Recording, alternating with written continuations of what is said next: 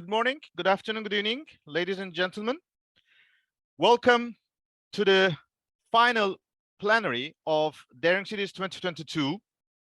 The title, On the Front Line Together, Accelerating Climate Emergency Action for a Better Future. My name is Yunus Arıkan. I'm the Director of Global Advocacy at ICLEI Local Governments for Sustainability, and I'm delighted to moderate today's session. And in fact, we really are getting to the end of 5 days of a full agenda, which I'm sure was exciting and encouraging for those who have participated. Our goal for today's 90 minutes slot, this final hour, is that we will have a basic overview of what we have achieved during this week. We will start to have a basic statistical in terms of participation to our sessions. Then we will have a short poll. And then we will start our interventions. I will start to, after the poll, invite my colleague Esther, director of our innovative finance, manager of our innovative finance from ICLEI, World Secretariat, to summarize our achievements, especially this year's theme, climate emergency finance. We will then invite an intervention from ICLEI's Vice President, Mayor Arve, about the linkage of climate emergency and climate emergency and circularity. We will then proceed with an important message from the UN Habitat. Our colleague Raf Tut will convey the message on behalf of UN Habitat about what we are expected to prepare for at the upcoming COP27, which will be followed by another message from another ICLEI leader, Mohamed Sefiani, Mayor of Chefchaouen, where we will share with you how he has addressed the UN Habitat Governing Council in relation to our preparations, which was a month ago, but we believe it's perfectly matching to this agenda today. Then we will go through an agenda that is particularly giving us some food for thought, so what to expect beyond COP27, which is a month later, knowing that climate COPs are never an end. In fact, they are just milestones, and especially what we would be prepared for collaboratively, globally, in terms of advancing our work in the stocktake for climate emergency. And I am delighted that after this short brief, then we will invite our distinguished leader, council leader, Glasgow City Council leader, Susan Aitken, who will join us to share her vision and her contributions on how Glasgow can contribute to the stocktake. We know she has limited time, therefore we don't want to keep her too long, so we will listen to her. Afterwards, we will conclude our session by a focus on what we are prepared for our COP27 agenda, in particular on the multi-level action pavilion. And before having a wrap up, we will also have our final poll of the today's session, but also the final poll of the whole Daring Cities 2022. So with this in mind, and I hope and I'm confident that we will conclude all these agendas in the 90 minutes ahead, and which is 85 minutes ahead. So may I invite our colleagues to show our next slide. So this slide is in Daring Cities in a couple of figures, which is in fact one of the pictures is the pictures you have seen was of the session, one of the sessions we had, and in fact one of the unique sessions because it was the only in-person event. But before going to that session, I would like to take you through this slide, which is showing who was joining us over these 5 days in terms of the participation, the diversity, and scope and portfolio or profile of our participants. As you can see, we have reached to more than 1,800 registered participants throughout this 5 days, from 133 countries and over 700 cities and regions across the world. The map is impressive. We literally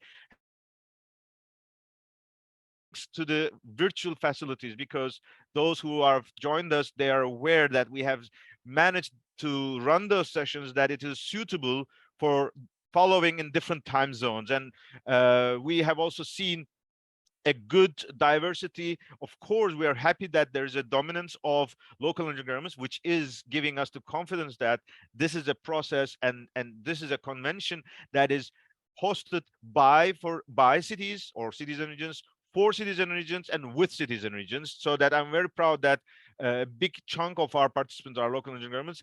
Particularly, we have researchers, and that's also good because we have always said that we have to be guided by science. And I'm very happy that we have diversity of stakeholders joining us. Majority of our participants, around half of it, is from Europe, as you have seen. But I'm also happy with the overall voice of all leaders and all representatives across the world joining us. So with this brief summary, first of all, I'd like to thank you all who have participated. But just for today's session that we are now, maybe we can have our first poll. By the way, those who are aware here in this session, that in this Daring Cities, we are using both our just participants on the Zoom link, but also we have participants especially following us through our platform WOHA, which is the main channel for us to reach out. So our first poll is today is how many Daring Cities sessions other than this one you see here have you attended this week? This is an aim to see how is the portfolio of today's session about, because that also gives us, when we summarize our outcomes, those who are of course involved more actively in the sessions would be much more familiar. We also would like to this is a brief assessment of whether this 5 days long journey, how much it was, let's say, effectively possible. Because it is true, participating in virtual conferences is not enough, because you are doing your own job and then in the middle of it you are trying to connect. So it is a challenge for all of us, but we appreciate all your participation. This Mentimeter will continue. In the chat box you can see the link as well, that you can join this poll while we're now going through the sessions.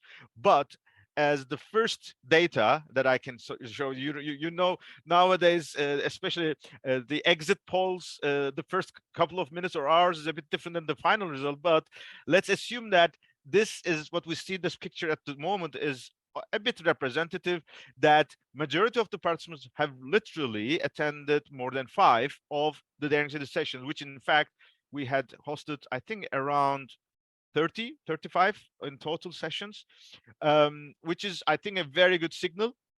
There is no feedback so far that they have not attended any sessions before. So at least people are aware of our mobilization and engagement. So that's good. So I thank you all, and those who'd like to join later on, they can click on the chat box and see the Mentimeter. But without further ado, I'd like to invite my dear colleague Esther Maggiorosi, who will now take us through the key outcomes of this year's Daring Cities with a special focus on climate emergency finance. Esther, the floor is yours. Thank you so much, Yunus, and thanks for the introduction. It's great pleasure to be here. The whole week was actually a great pleasure. And as I'm head of the Innovative Finance Thematically World Secretariat, you can imagine that finance is really a very dear topic close to my heart. And I'm so happy to see this high level of participation and that it's getting more and more attention. I attended certainly more than 5 sessions. I attended all of them. And I can tell you that I love them all. They were all interactive. Many thanks again for all our speakers, our own participants from all over the world, making it such an important and interactive event. So today my role is to give you the first takeaways, and it's not an easy task because there are just so many. And we had politicians, we had technical experts, we had local and national government representatives, really from all over the world, to discuss this very important topic. What does financing climate emergency means? What can we do? How critical it is? What steps can be taken to address this and finally speed up and accelerate action? So the messages, I think, are also not just for the Daring Cities. It's very important that Daring Cities and the key outcomes and the messages we learned, we collected here, also connect to the other Urban October events, and later we will speak about them during the session. And very importantly, that we bring those messages towards the COP and not only to bring them to the COP, but also to bring them in the negotiations to finally to reach results. And just as I learned today, our goal is to make the urban agenda to be a firmer agenda topic, top item at next year's COP.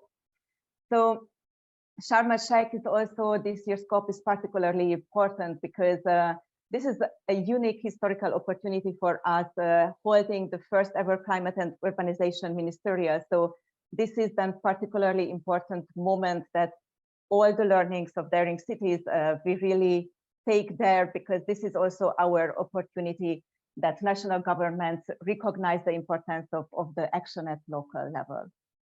So really going then to the outcome of our session. So what I learned, and I think it's now really clear for all of us, it's not a question anymore that we are really living in a very critical decade, that nations are unfortunately far behind their commitments. And unless we do radical changes, we just head to a climate catastrophe.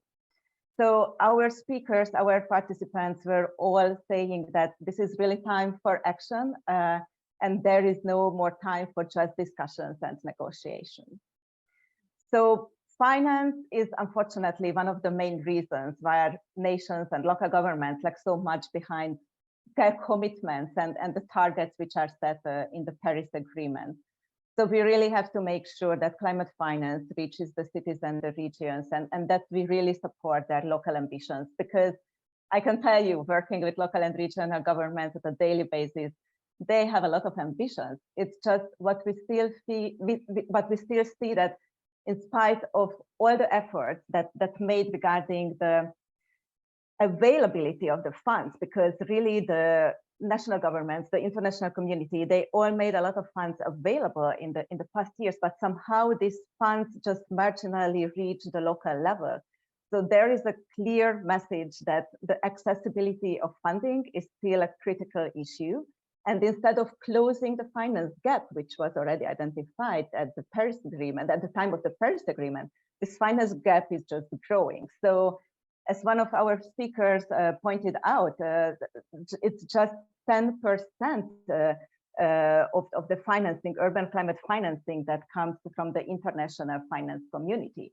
So these are still the local and the national governments that have to shoulder all these heavy investments that are necessary. Also, several major speakers and reports, so also science, pointed out that in the case of looking at adaptation and resilience, the picture is just even more critical, meaning that adaptation and resilience support lags far behind urban mitigation. Our speakers, and also we at ICLAI, we are urging for an integrated approach. Of course, we have to work both with mitigation and adaptation measures, and we have to embed them in our development. Our speakers also pointed out that the climate change investments have to strive a just and equitable transition that ensures the provision of sustainable and fundamental public services for all, also including building the concept with nature. So the climate actions very clearly have to be people-centered and really have to seek the welfare of the whole population and enhance the social equity. Multi-level governance was also one of the topics that was highlighted and called by so many of our speakers and sessions, calling for a meaningful partnership. And here also, maybe I would just like to refer that we had a lot of youth speakers. I was personally very, very happy to see that. And youth representatives were also calling for a meaningful partnership to really integrate the young people's voice in the climate change processes. So to connect these very high level messages with practicalities, I also would like to mention the rich variety of the successful stories and instruments our speakers and local governments shared at the workshops.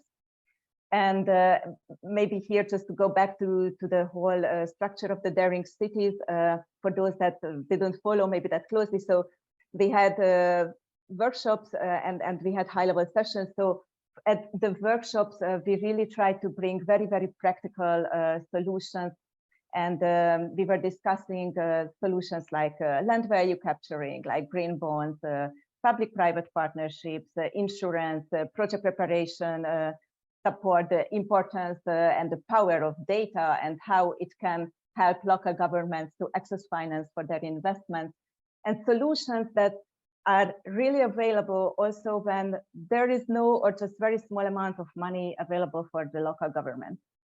So we will collect all these. Actually, we collected these. It's just we still have to work on our compendium of best practices, which then we will really hope to inspire others as well, and that these real great cases will be just replicated then globally.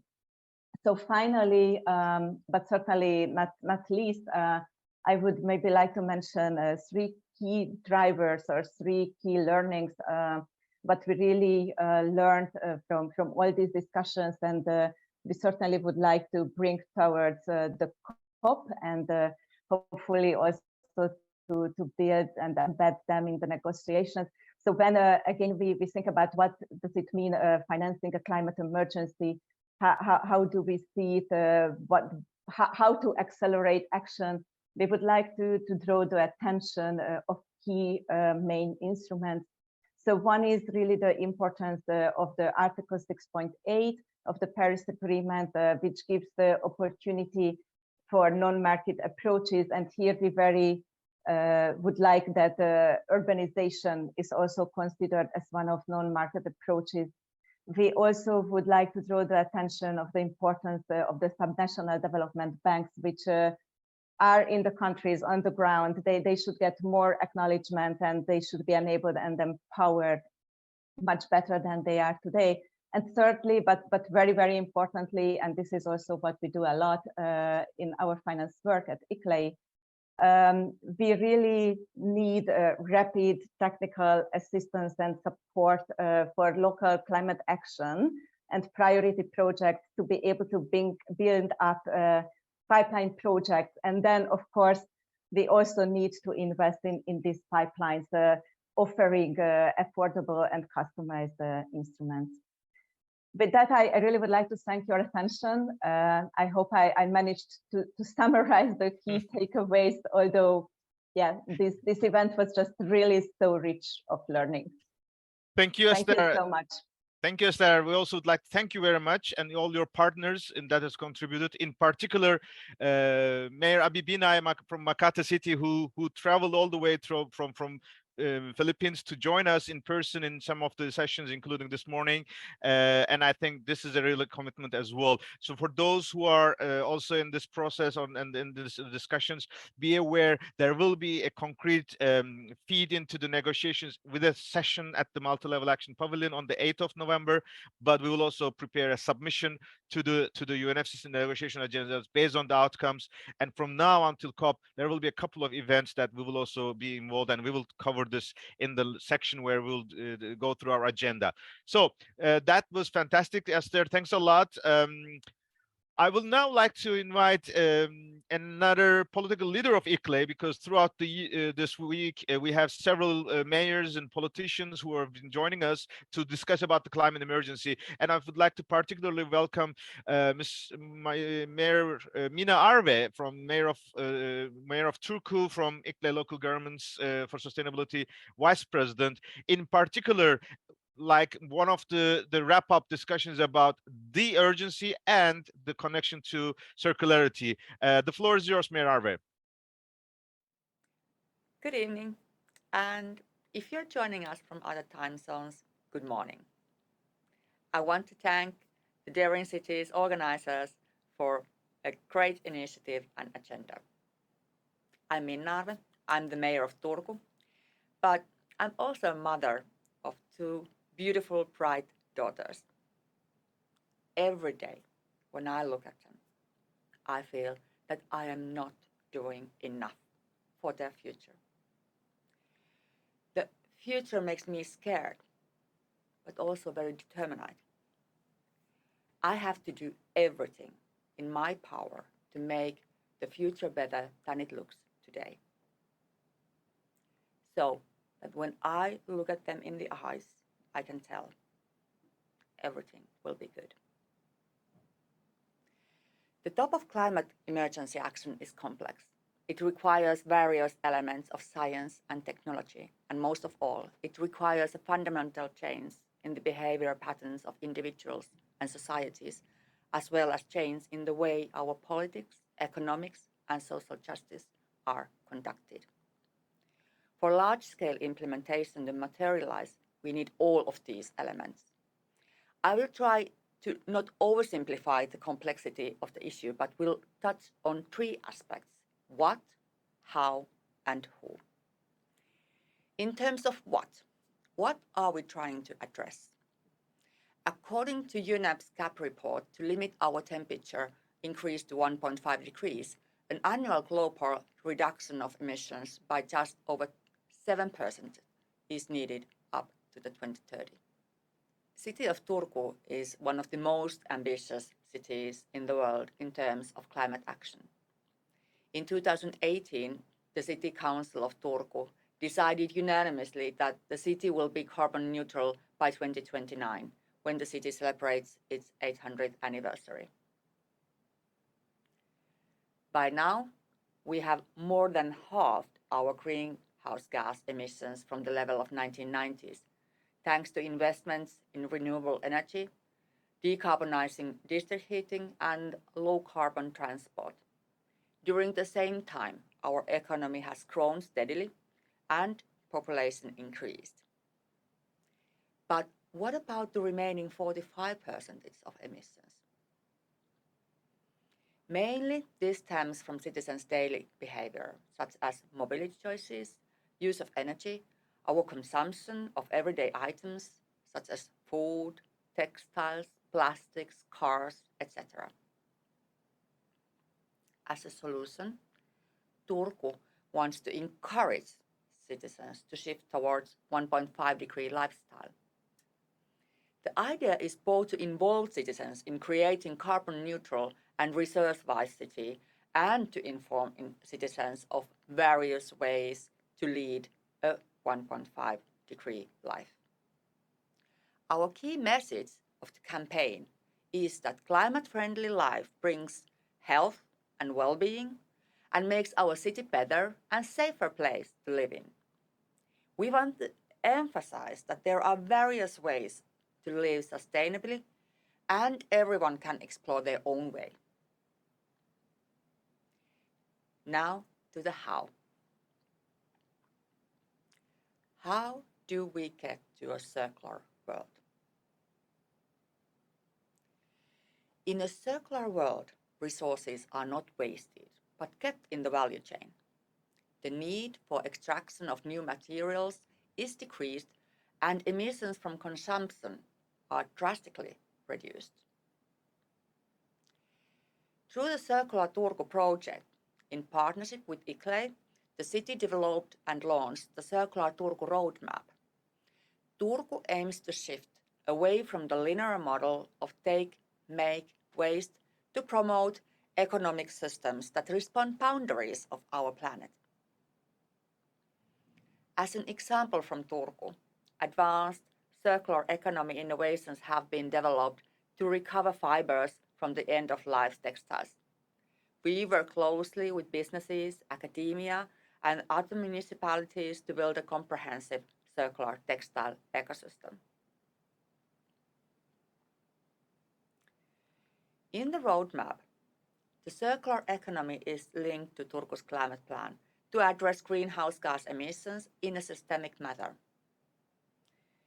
More than 200 stakeholders from Turku region were involved in defining the circular economy interventions, which span 5 key sectors: food, transport and logistics, buildings and construction, energy, and water.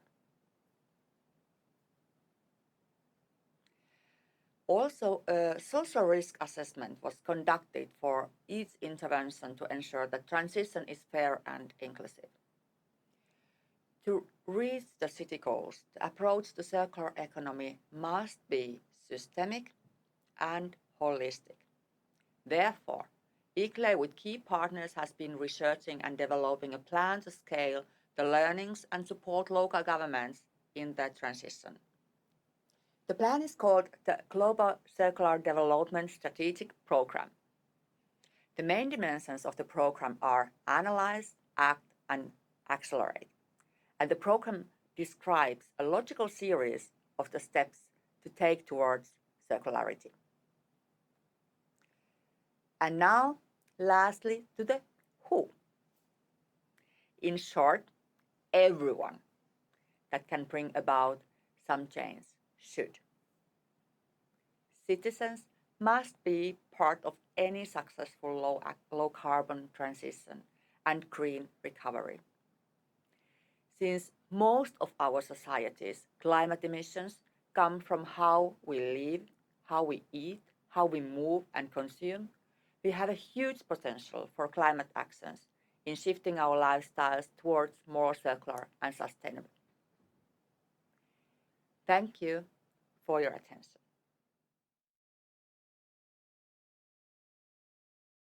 Thank you, Mayor Arve. I know Mayor Arve since 2018, I think, personally, because of our work through the ICLE Global Active Committee. And I am very proud of how we have together evolved this agenda and how we have managed to mature this concept of circularity. However, we're all aware the climate negotiations are not there yet. And that's the reason we want a more active engagement of local and governments in the implementation of Paris Agreement. Of course, we are now much stronger because we have Glasgow Climate Pact last year, who has said that multi-level cooperation is an essential element of the new second phase of the Paris Agreement. So how will be the opportunity to reflect these agendas, the topics that she mentioned about circularity, to the UN negotiations?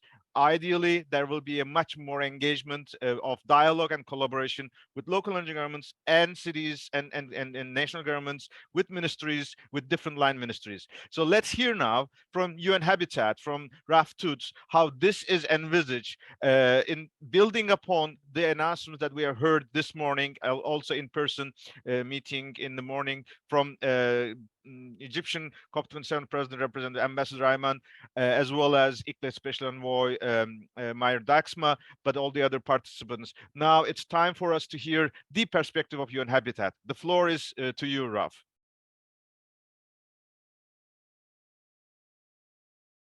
Honorable Mayor Arve from the city of Turku, Honorable Mayor Sefiani from Chauen Municipality, Councillor Aitken, leader of the Glasgow City Council, distinguished speakers, Esther Mogiorosi and Gino von Begin, local leaders and decision makers around the globe, colleagues, friends, ladies and gentlemen, a very good morning, afternoon, evening to all of you.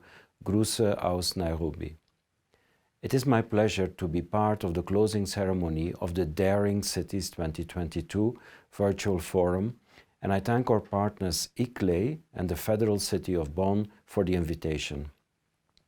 Over the past 5 days, courageous urban leaders, including mayors and other decision makers, have underlined that the climate battle will be won or lost in cities.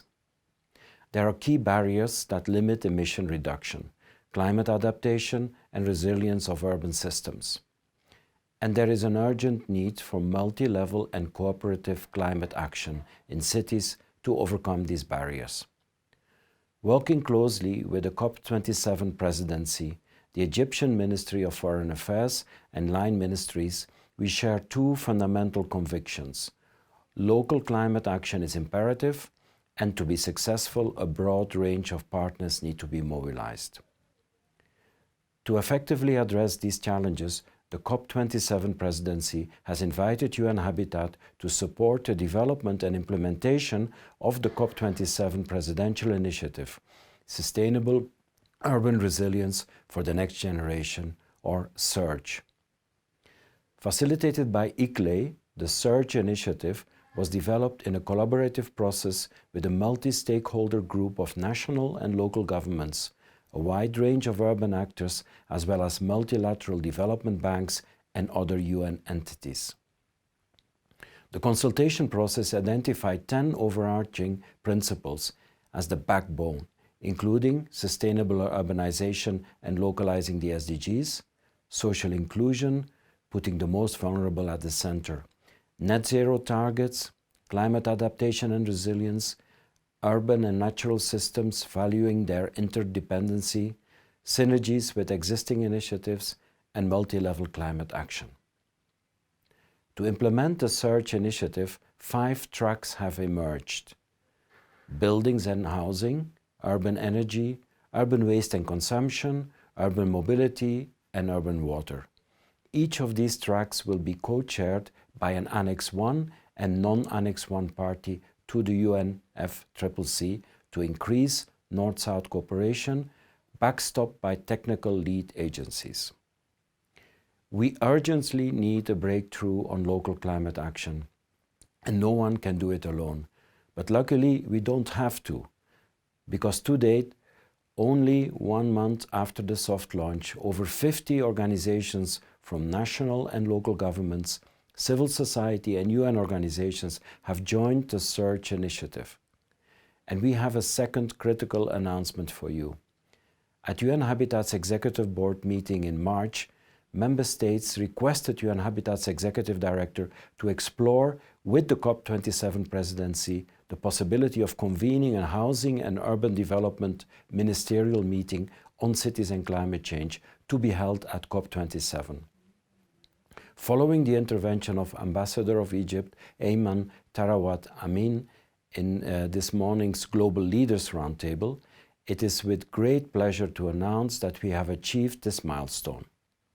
Under the leadership of COP27 presidency and hosted by the Ministry of Housing, we invite you to the first of its kind ministerial meeting on urbanization and climate change taking place at the COP27 Solutions Day on 17th of November 2022 in Sharm el-Sheikh.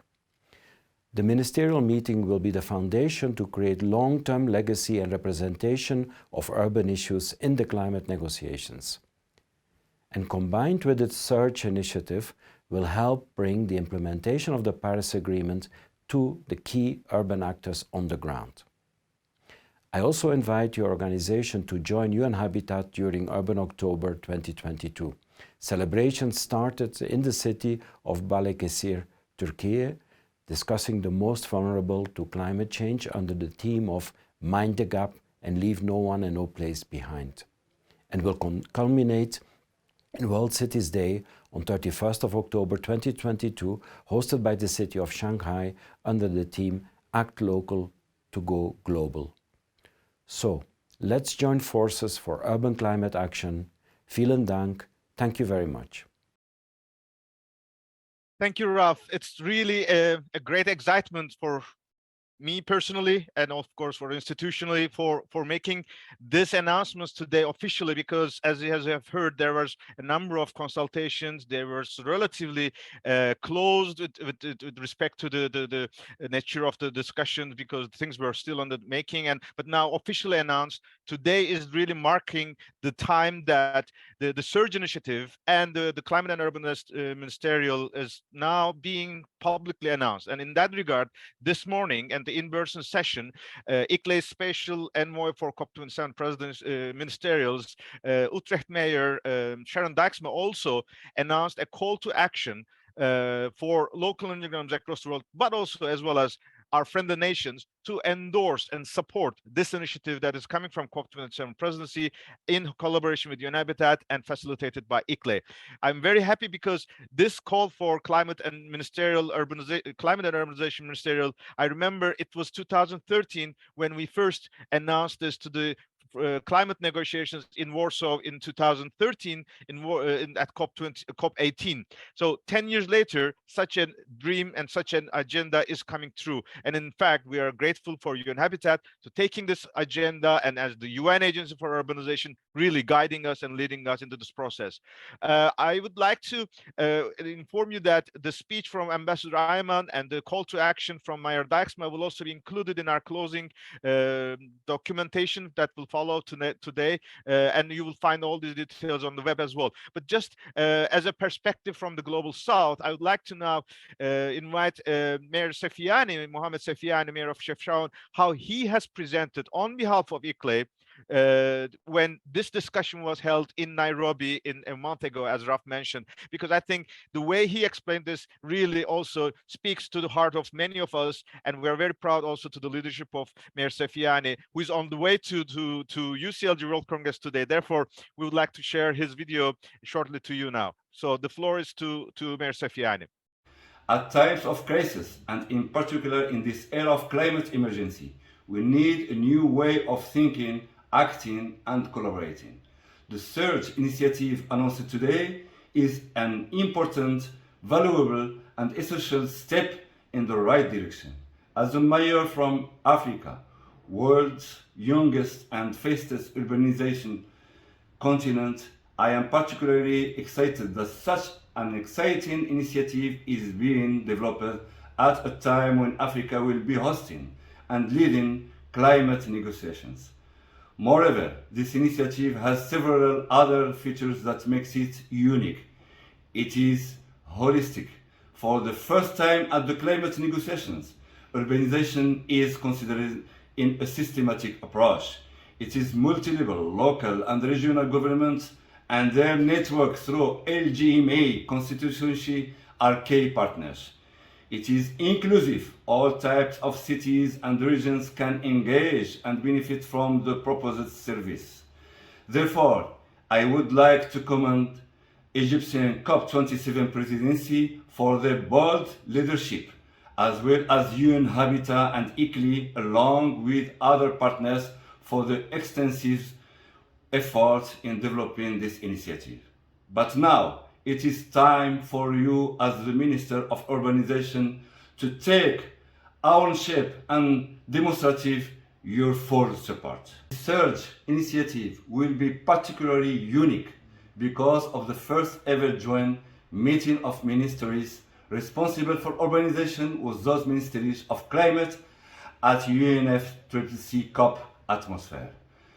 The Surge initiative, and together with this first ever joint ministerial, is a unique opportunity to position urbanization and multi-level cooperation at the heart of climate action and mobilize the much needed climate finance rapidly to the cities and regions of the world.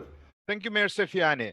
Of course, now we are very happy that there will be a very strong engagement at COP27 in Sharm el-Sheikh in a month's time. We're excited to see the announcement of the Surge and engagement of cities. We are looking forward to this ministerial, and hopefully there will be more substantial outcomes and the decisions. But what will happen next? It will not be the end of the whole, it will not be only solutions to climate emergency, it will be just guiding us. In that regard, maybe we can go to the discussion that climate emergency can only be tackled at a more comprehensive mobilization at the society level. And in that regard, this year is kicking off an important mechanism called global stocktake. This global stocktake is in fact a mandate coming from the Paris Agreement. Obviously, it is a UN process, as you can see, that builds upon our experience, for example, on the Talanoa dialogues. What has happened is that the first round of discussions has already taken place in June.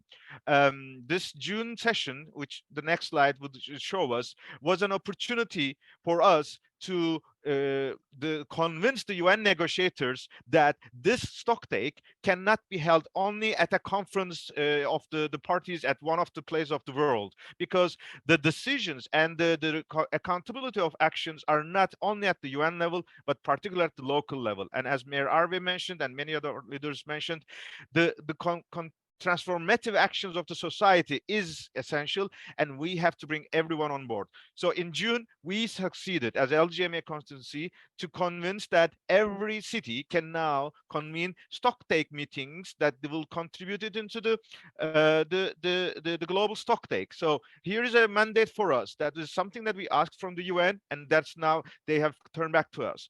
What we have done 2 weeks before, we have made the first announcement about how such a stocktake can happen. During the Climate Week in New York City, the US office has convened a meeting, and our guidance is that we have to have a discussion about a climate emergency mobilization, so that it is a stocktake, not a backward looking, but forward looking. And this has to be focusing on the national commitments. What is our nation has adopted, national governments or federal governments have adopted. What is our own contribution or commitments? Are we getting closer to our commitments?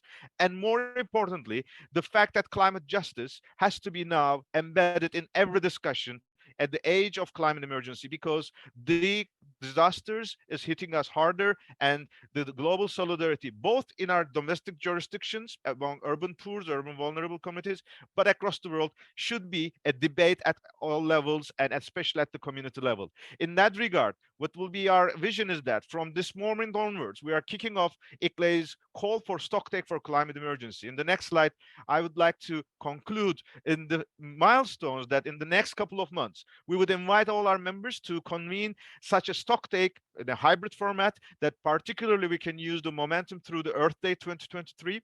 In June 23, here in Bonn, we will convene the Daring Cities session, and we will make sure there is a global multi-level stocktake with the UN negotiators. We will use the Urban October, and we will bring our results to Dubai. And while having this discussion, it will not be just mayors and staff and networks. We would like to make sure that we hear from science. We will make sure the outcome of the IPCC for urban policymakers will be discussed. We would like to invite youth groups that already have attended our sessions intensively in this Daring Cities and onwards, that youth could have a say in the discussions about future. And finally, a decision at the local and national level cannot be done independent from our legislative bodies, that it is not only executive bodies, but also our parliamentarians, our councillors, our leaders at all levels should be part of it, so that we can have a mobilization at the local and national level, at the legislative level as well. So this is our vision, and particularly we are very, very excited that since the Glasgow, when we have started to discuss about climate justice, thanks to the leadership of Glasgow, we are now able to embed this concept into our stocktake process as well. With that, I'm proud and really proud to invite Glasgow Council leader Susan Aitken, who was proud host of Glasgow COP26, but a passionate leader on addressing climate justice and ambitious climate action, to join us to share her views about how we can benefit from this mobilization and how Glasgow can take leadership. The floor is yours, Council leader Aitken. Thank you very much, Yunus. It's a pleasure to be able to join you. And good morning, good afternoon, good evening to everyone. It's always great to be able to join with our friends at ICLEI and with the family of cities who are united in our efforts to address the climate emergency. And I was very excited to hear that announcement there from Ralph about the ministerial meeting at COP27. I think that's a very significant step forward for cities. And this Daring Cities initiative has been a key staging post for Glasgow on our road to net zero. It's been a real opportunity over the past 2 or 3 years for us as the host of COP26 to refine and strengthen and give momentum to our shared message on the critical importance of local climate action. And we believed that as COP26 host, we had a responsibility to give a voice to cities and to subnational climate work and climate action, particularly given that the international negotiations are always going to be the main focus of the world's attention. And I have to say that our relationship with ICLEI not only gave us in Glasgow the confidence to help shoulder that responsibility and take our place on the international stage, but also to promote our particular interest and agenda, which is that social and climate justice are absolutely intertwined here in Glasgow and in developed cities, and indeed in cities around the world. And it's also helped us to add substance to the language of a just transition. And in Glasgow, that's meant ensuring that the measures that we are taking to become net zero by 2030 also address some of our deep-rooted social challenges. So, for example, we've set out the cases for some of the specific interventions that are going to be required in our city to reduce emissions. And these have been pulled together in our green print for investment, but they actually go beyond just reducing emissions. So the development of a new transport system also gives disconnected communities with low car ownership rates access to new opportunities. Retrofitting hundreds of thousands of homes can address chronic fuel and energy poverty, while also creating a major opportunity to develop the skills that are demanded by a just transition. Or in progressing the financing of transition, we are trying to ensure that whatever approaches and mechanisms emerge, citizens who are already facing social and financial challenges don't shoulder the cost. So our relationship with ICLEI really has helped to bring local action on climate and social justice to the fore in Glasgow. And now, almost a year on from COP26, as we're heading very rapidly into COP27, though, I do worry that a lot of national governments are retreating to business as usual. Sadly, the COP26 presidency holder, the UK government, there are real concerns there that the climate agenda just now isn't progressing with the urgency that was perhaps there in the run-up to COP26 in Glasgow. And of course, it's understandable that as far as international agendas go, the climate agenda is being overshadowed by the war in Ukraine, and here in the UK by the biggest cost of living crisis that we've seen in generations. But it is absolutely crucial that we don't lose sight of the fact that climate change remains our biggest existential threat. That emergency has not gone away just because other emergencies have joined it on the global stage. Global temperatures are not in retreat, and climate disasters are unfolding in front of us in almost a weekly basis. And indeed, I think it can easily be argued that Ukraine and the cost of living crisis have actually strengthened the case for more urgent action on net zero and urgent local action at that. The challenges around issues such as energy security may be global, but the solutions are local. We shouldn't also forget that when together we made the case for local solutions, we did so in the context of a global pandemic and how we should recover from that. So it's not the first time that we have been pushing the climate agenda and the journey towards net zero as part of the solution to other global emergencies and global challenges. So undoubtedly, we are in a period of major upheaval, and it makes the case for multi-level action greater than ever. And within that, local ambition remains the biggest hope that we have for keeping the climate emergency agenda alive. So in Sharm el-Sheikh and beyond, Glasgow will join with our partner cities around the world to keep making that case. We need to keep stressing that the time to empower and resource cities to deliver action on the ground at scale and at pace is now. It's always the time is now. And of course, it's in the gift of national governments to deliver so many of the policy and financial levers required. And what could really help drive that forward is the UN giving equal status to cities in how we confront much of the climate emergency. And it's so heartening to hear the announcements that have been made during today's meeting already. And in fact, just earlier this week, I was at a meeting of the UNFCCC and it was agreed there to formalise the Forum of Mayors, which has been held twice now, but to formalise that as a subcommittee of UNFCCC so that city leaderships will have more direct input into UN proceedings. That's another considerable step forward, if not quite yet a seat at the same table. So progress is being made.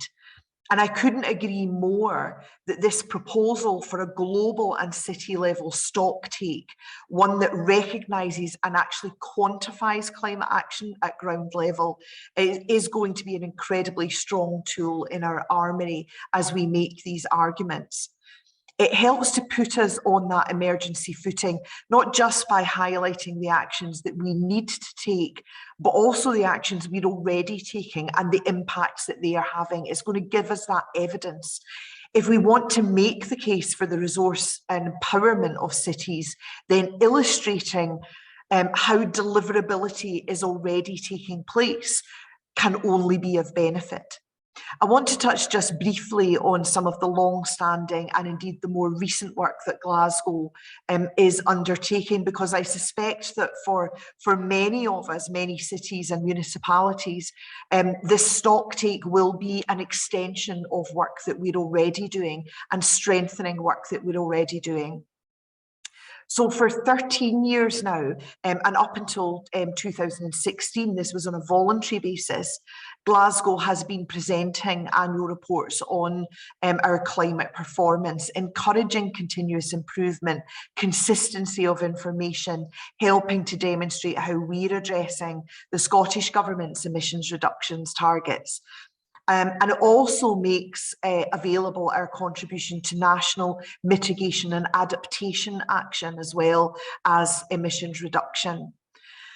And both Glasgow's climate action plan and our adaptation plan have been approved in the past year or so, and they set out a really extensive range of the technical and wider societal actions that we need to deliver net zero and to ensure citizen participation and engagement.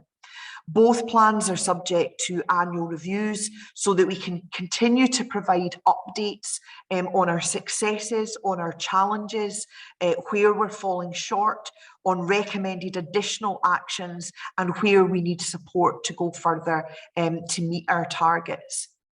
And given how climate action is increasingly mainstreamed throughout our entire policy agenda, in much the same way that we've been in equalities proofing policies for many years, we now climate proof policy. Earlier this year, since our local elections in Scotland here in May, we've introduced a net zero and climate progress monitoring committee led by elected members who will oversee progress. I think given the climate demands and the need to really deliver action in the decade ahead, that kind of effective monitoring and progress of our goals and looking to overcome barriers wherever we identify them is going to be absolutely crucial. So this stocktake initiative is clearly one that aligns very closely with what we want to achieve in Glasgow. It's one that we are delighted to be able to commit to, and I think that so many other cities will have the same experience.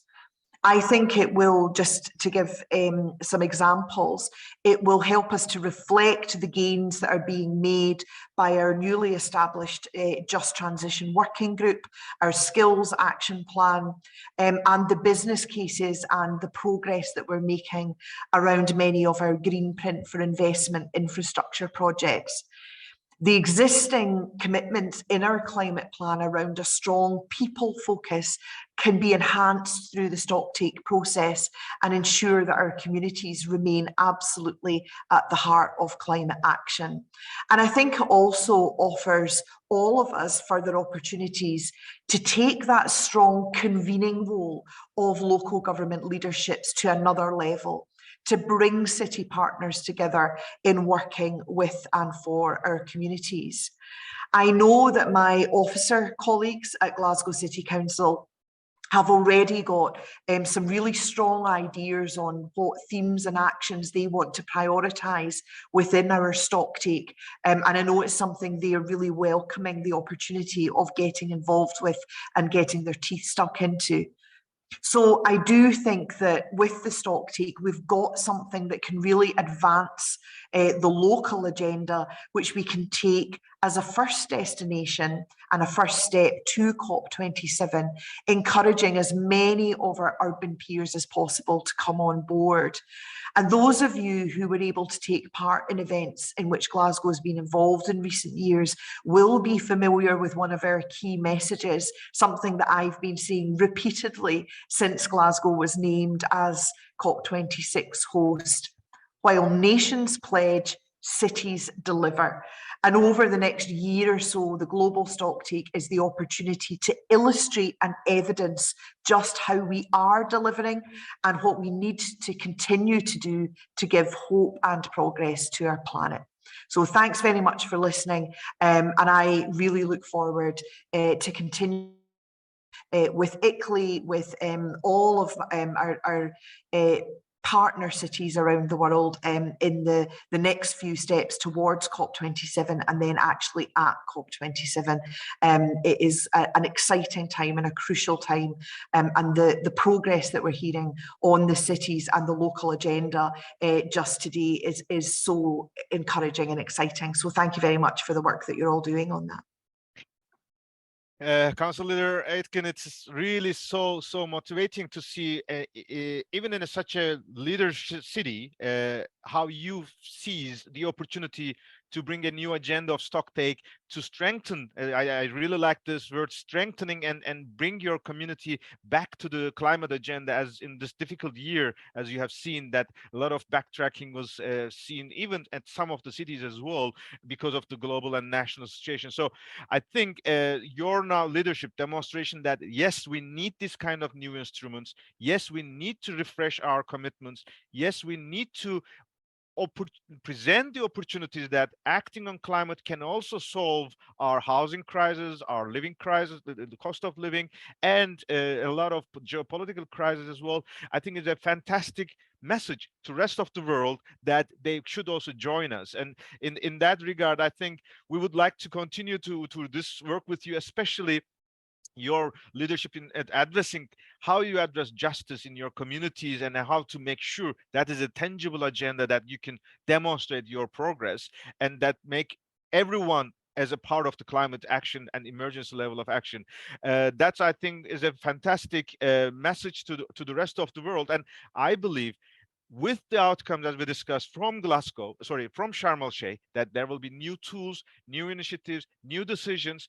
This mobilization at the local level will give us the momentum that next year we can even be more action oriented and give the hope for our communities that climate action is preparing service benefits to all, so that they should not give up, they should continue to invest, and they should continue to support their leaders who are actively leading climate action like you, so that you can help them to deliver these results as well. So Councillor Aitken, of course, we will continue with our colleagues, Duncan Booker, who has been involved in our work.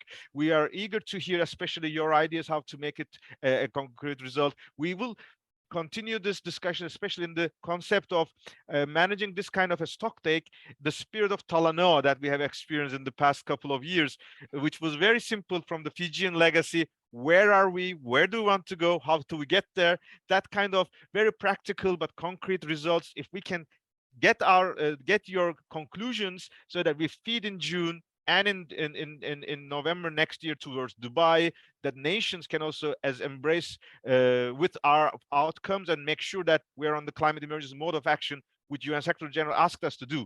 So it's so good to see the leadership from Glasgow once again. If you have time, feel free to join us, because we will now go back to COP agenda, but I know you are also still busy, but we will continue to work with you. Those colleagues, just for you to know now, we would like to spend a couple of time now our road from today until Sharm el-Sheikh, and what will you do in Sharm el-Sheikh. This is, in fact, in the Daring Cities context, those who are familiar with the Daring Cities working methodology, we are developing a notion that, yes, we get together, at least in the past couple of years, and virtually. Now, starting from this year, we are getting to hybrid mode. But once we conclude our findings we capture our results, we disseminate throughout the urban October, as you have heard from UNHabitat. And this is our cornerstone 2, which is that the message is spread around the world so that other partners can also share with us, or we can enlighten from their outcomes. And then we go to the third phase, which is the advocacy at the climate conference of parties. So in that sense, for cornerstone 2, in collaboration with our partners across the world, we have mapped, I think at the moment we have around 9 lists, but obviously this is as of today. After the conclusion of this this session, once you receive also the captured moments and some links, we are ready to hear your ideas as well, so that we can increase this agenda. The logic is that some of those events we are hosting or organizing, some of those events are particular organized our partners, so that the outcome from Daring Cities can reach there. So if you go shortly, immediately next week is a very busy week in Europe, especially because it's the European Regions Week. In Europe, in Brussels, this will be virtually and in physically. So we have 2 events that is very, very relevant for us. We will focus on food on 11th of October as a leadership of ICLE and European Committee of the Regions. That will be a discussion about food and how food can also serve to climate emergency, especially food systems, food security, but as well as sustainable procurement, especially for the schools and children. So we will also get the outcomes to COP27, because for the first time under the Egyptian presidency, food will also be a hot topic in the climate negotiations. The day after, there will be the plenary of one of our core partners, which is Committee of the Regions. They have already discussed for a long time their position for COP27, and there will be a debate, and we are very grateful that Mayor Dijksma, as you have heard in the morning, will continue to take our call to action to that level, and together with Mayor Sefiani, they will also convey our messages. On the same day, actually, Tokyo will be hosting Time to Act with a specific focus on hydrogen, and we are very happy that Tokyo governor is also inviting a lot of global partners, including the Egyptian COP26 high-level climate action. Dr. Mohiyeldin is also addressing this session, and Tokyo governor will be one of those leaders who will join us in Sharm el-Sheikh.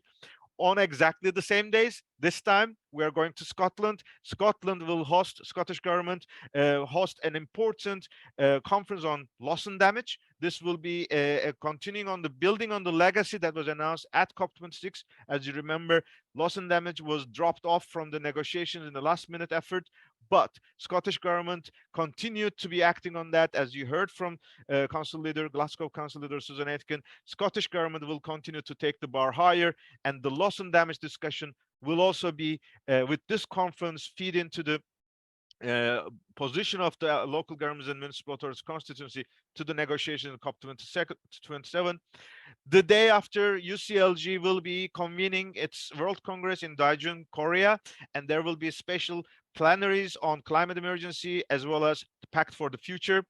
A week later in Buenos Aires, C40 will gather their members. C40 Mayor Summit will be convening, and C40 has also been announcing that they also endorse Surge initiative, and we will also hear additional outcomes from the C40 community. And just like we have supported the UCLG World Congress, ICLE will also be joining C40 as our sister organization.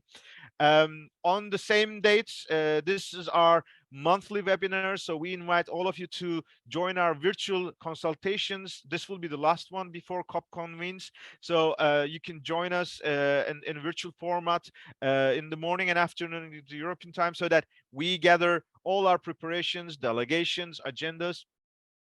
And the last week of October, we will also be participating in the Finance Your Cities conference hosted by another sister organization, FMDV, Global Fund for Cities, who will be hosting this summit in collaboration with the Cote d'Ivoire government.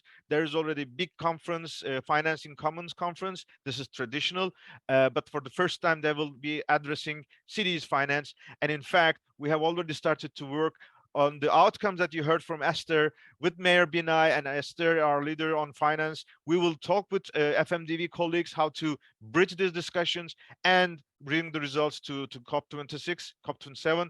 And finally, 31st of October will be World Cities Day. It will be celebrated in Shanghai, but there will be numerous efforts, especially Utrecht Mayor Daxma will also host an event at her city, and so that we will feed into all the diplomatic corps and across the world the message for making the COP as the COP of subnationals, as the COP for multi-level action will become reality, so that multi-level action delivers will become a reality as we have done in the past as well. So this is our roadmap towards COP27. And what will be our priority activities on COP27 in Sharm el-Sheikh? We can go to the next slide. But before going on to the next slide and before focusing on Sharm el-Sheikh agenda, I would like to invite us to reserve a couple of minutes for our last poll of the day and also last poll of the daring cities, because as we said, we would like to continue to build this community of daring cities and sharing these outcomes. So we can invite our colleagues to show the Mentimeter.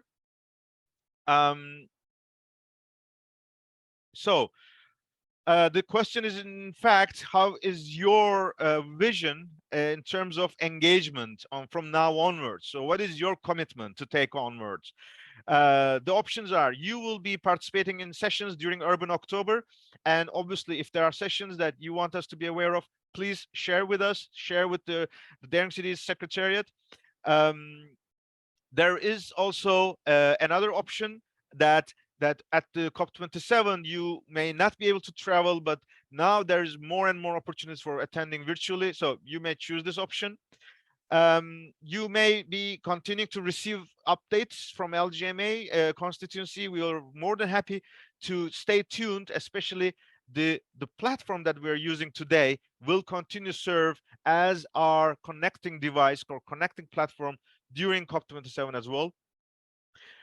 You may be inspired maybe from the presentation we have discussed here to engage in global stocktake, and if you wish to do so, please indicate us so that we can share with you how we can connect you and you can take your stocktake for climate emergency at your jurisdiction, at your community, and you can provide input to the process. So and of course a big challenge financially, technically, is to attend COP27 in person, because first, of course, you have to have resources, but also you also have to access to the blue zone badges, which is a challenge because of the logistical restrictions. But maybe now we continue, assuming that now we are on the 6th of November, we're going to Sharm el-Sheikh. What is expecting us in Sharm el-Sheikh, especially our own agenda? Maybe while the submissions are going on the Mentimeter, we go to our slides so that we can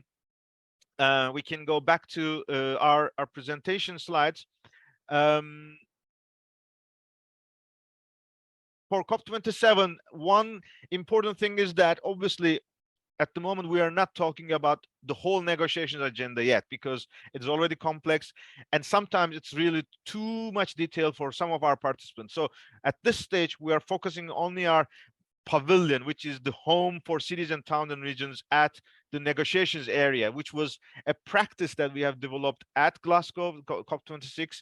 We had hosted pavilions in the past, but it was for the first time such a diverse and interactive and strong presence in the negotiations area. So we are very happy that we have secured our space, and we can go to the next slide. You can hear the map of the negotiation zone. Doesn't show too much meaningful information at the moment, but it is a tent it's a city constructed under tents, so we will be there, and this is much more giving you the atmosphere of where we would like to meet at COP27. This is a 125 square meter area. This is at least larger than what we have did in Glasgow at the COP26. We are grateful that this was made possible primarily with the political and financial commitment from the Scottish government. We are very happy that although COP has now gone beyond their territories, Scottish government continues to work with the LGMA constituency. They are continuing to take action at both politically in developing the agendas like loss and damage and their action at home, but also supporting the global advocacy. So you would be welcomed by Scottish Government and ICLEI at the multi-level action pavilion, and you would see here there are theater style seating. There is a podium. We have, of course, screen, and you will also see a number of screens that where you will use digital information from the partners who are being involved in this process. And we also have a bilateral room that will be particular for the partners who host sessions in the multi-level action pavilion. Maybe now we go to the agenda of our pavilion. First of all, we are constructing in a similar spirit, but we have now a bigger partnership. It's even expanded this year. First of all, ICLEI will continue to convene this platform, this process in its capacity as the LGMA focal point, but we will continue to announce and work with Scottish Government as the host of space, but we will also be proudly working with the Egyptian Minister of Housing, Utilities and Urban Communities as the co-host of the space, so that we could also connect ourselves to the host country, Egyptian government. We will continue to work with the presidency, and especially during this 2 weeks, we will make sure the surge initiative that was announced this morning by Ambassador Ayman and UNHCCC and Mayor Dijksma, we will have consultations in a couple of days during this first week and the second week, so that while we are in Sharm el-Sheikh, we can continue to accelerate our endorsement and commitments to surge initiative. As of today, this is in alphabetical order, that the number of partners or the name of the partners who will be working with us, which means that there will be the whole day from 9 a.m. in the morning until 7:30 p.m. We will be splitting this zone that you have seen into 90-minute slots, and all of these sessions will be available online through the WOVA platform and the registration process and the Zoom facilities. So these organizations are now, as of today, have committed to convene at least one session during this 2 weeks. We are in the phase of working with our partners to exactly define the date and time of their sessions, and therefore we would like to ask for your patience so that this list can be shared with you in the next couple of days, very likely in the middle of next week. But we are very proud of the diversity. Obviously, we told that you don't see it at the moment, but we have a huge African cities and regions pavilion, which is for 2 hours every day. But beyond that, we have a diversity from European partners, Latin American networks, Latin American cities, Turkish cities, the Minister of Environment of Japan, from Canada, Simon Fraser University. So you could find even UN agencies joining us in this process as a partner, so that we will be demonstrating that multi-level action delivers is in fact taking place at the multi-level action pavilion. Maybe last slide once again, just to recap. The full calendar will be released soon. You can find us the information citiesandregions.org/COP27. Key dates. The Sunday we will have our press conference at the Blue Zone. This will be the day negotiations start. So we will release our endorsement to the presidency events as the Article 6 and loss and damage proposals, especially. You will find them in our press conference. Then we will have a multi-level action global town hall on the day when the nations meet at the heads of state level, and we are in touch with some of the nations. It is highly possible that we can have a dialogue between heads of state and mayors and governors on that 7th of November or 8th of November. And throughout this process, we will have daily sessions, daily briefings for the LGMA constituency, as well as African cities and regions. We will conclude on the 17th of November with the Solutions Day, which is in the UNFCCC territory, but we will also have a special town hall to have a debrief and are strategizing our work towards the COP28 in Dubai, assuming that we will already secure our entry doors into the negotiation outcomes as concrete agenda items. So we are now, in fact, excited that this is really becoming a concrete agenda, and we are confident that Once we conclude this, we will continue with stocktake process at home, so that it is not just only at the COPs, but we will continue our work at the local level as well. Maybe before having a wrap up of the whole Daring Cities a year round, I may ask my colleagues at the Secretariat, just if we have any snapshot of the result of the last two polls today we had, just to recap what we have achieved. The first poll was, how many sessions have you attended? 64% of our partners has said more than 5. There's at least it's unbelievable, it's fantastic, 90% of the participants who have entered into our Mentimeter said that they have attended at least one or more than one session at this week's Daring Cities. I think that's really a nice commitment from all of you. We are very grateful for your participation, and we look forward to continuing our experience in the next year as well. The second poll, how do you wish to engage from now on? Let's see. Wow, 50% is planning to be in person. They would like to participate also virtually. There is a serious interest to be engaged in the Urban October. And we also have relatively less, but there is an interest to join the stocktake process as well. So I think this is a key signal that the Daring Cities community is committed to follow up. And maybe that would be my last concluding remark. I just wanted to recall our work, that this Daring Cities is not meant to be a one-off event in any time of the year. Those who are familiar with ICLEI's work, we have started this as a result of our experience with the Resilient Cities Congress. These were the moments where it was difficult to understand what's going on in the global space. But since the adoption of Paris Agreement, we are committed that we are advancing to a new future. Therefore, Daring Cities is designed as a 10 years process. We hopefully will continue to deliver on that sense. And the first year was unfortunately the year of COVID. It was like a soul search for us, how to manage a virtual session. That proved to be successful, so that we could continue the second year. The second year, which was last year, we managed to come up with our call to action for climate emergency and good practice guidance. If I look back now, the discussion we had this year and what has happened throughout the year, I can share you that the 10 principles that we have announced at the call to action last year, interesting to note that in every agenda item we had made some progress. For example, we have invited our local organizations to continue to act on climate emergency. As of 1 year later, we can say that when we met last year, it was around 2,000, and now we are informed that it's 2,200 cities around the world, or governments around the world, have declared climate emergency. And we are aware of this information because of a unique service that a very important grassroots organization, Sedamya, has been searching this for so many years.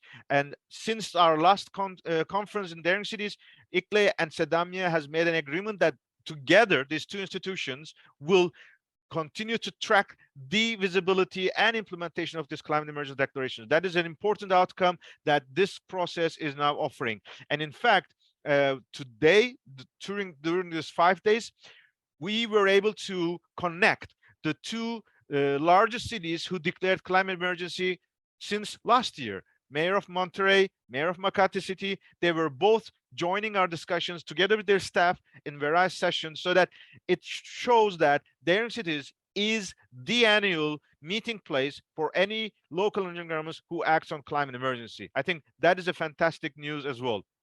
We were asking in the second point that we have to mobilize and keep the momentum high, as especially connect to our communities. I mean, this year you will see, you have heard, there had been so many case studies from around the world, but more importantly, for example, ICLEI has introduced the new initiative called Malmö Commitment, which is people-centered approach to sustainability, which is giving us the power of connecting our work to all societies, of all members of the society. Moreover, this year we have seen more and more engagement of younger constituency, the youth constituency, in the climate emergency work, not just speaking at the sessions, but also developing solutions and implementing them together. What we said is that we should prepare our communities for the worst. And unfortunately, unfortunately, this is becoming true. The climate emergencies are emerging. It is emerging faster than our commitment for climate emergency action. Many cities may not have declared climate emergency in our normal times, but unfortunately, be it flood, be it disasters like forest fire, so many nations and so many cities are declaring forcefully after disasters hit them. So it's a reason really for us to say that declare your climate emergency earlier so that you can prevent such catastrophes or at least minimize their impacts. We have asked for making ambition changes in the influence, especially in the developing a culture of sustainability. And we are very happy today. During this week, we have heard at our planners that we have now a new research and report on culture and climate action, which also gives a huge importance to cities. And we have been as partner of this process. ICLE has been supporting this process.